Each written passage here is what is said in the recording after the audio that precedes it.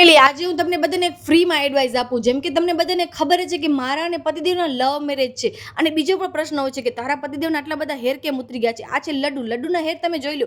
એવા ને એવા પેલા પતિદેવના હેર હતા, પછી ક્યાં ગયા? મને પટાવવાના ચક્કરમાં એમને એટલો હેર વોશ કર્યો છે કે અત્યારે વાર નથી રહ્યા. પણ હું તો રહી છું ને. પણ તમે એવી ભૂલ ન કરજો. કોઈ પણ છોકરીને પટાવવાના ચક્કરમાં તમે એવી કોઈ મોટી ભૂલ ન કરો કે આગળ જઈને તમને પસ્તાવો થાય છે. જેમ કે પતિદેવને હવે થાય છે, પણ હવે શું થાય? કાંઈ ન થાય. પણ હું આવી ગઈ છું પતિદેવ, નો ટેન્શન. અને બસ મેં પછી ઘરમાં ભીંડા બટેકાનું શાક બનાવ્યું હતું ને હવે તો આજુબાજુ વાળાને પણ ખબર પડી ગઈ છે કે હું ખાવા પીવાની કેટલી શોખીન છું. તો મને આજે વડીનું શાક આપી ગયા હતા. પહેલાં મેં ભીંડા બટેકાનું શાક ખાધું અને પછી મેં વડીનું શાક પણ ખાધું અને પછી મેં સકટેટી ખાધી. એના પરથી તમે સમજી લો કે હું ડાયટિંગ કેવી કરતી હોઈશ.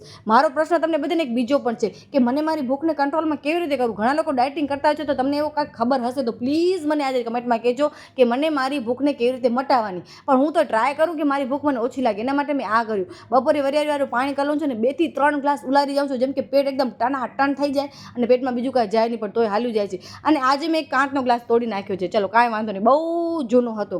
અને પછી સાંજના વરી પાછા હાથમાં પડીકા લઈ લીધા. દેરાણી જેઠાણી પાર્ટી થાણા થોડી ક્યારેક ખપે અમને. અને પછી સાંજના પાર્લરમાં કસ્ટમર હતા. આ ટાઈપના હેર હતા અને મેં એને બેસ્ટ રિઝલ્ટ આપ્યો છે. પાર્લરમાં તમને બધાને આવું તો ઇન્સ્ટાગ્રામ આઈડી ફોલો કરો, જેમ કે દરબી આઈડી છે, એનામાં મને ડીએમ કરો, પછી આપણે વાતો કરશું. પછી મેં સાંજના બનાવ્યો તો સૂકી ભાજી અને ભાત. વરી પાછું આ ટાઈપનું ડિનર કરી લીધું હશે. એટલે કેવી રીતે હું ખાતી હશે વિચાર કરજો. ડાયટિંગ કરું કે ન કરું?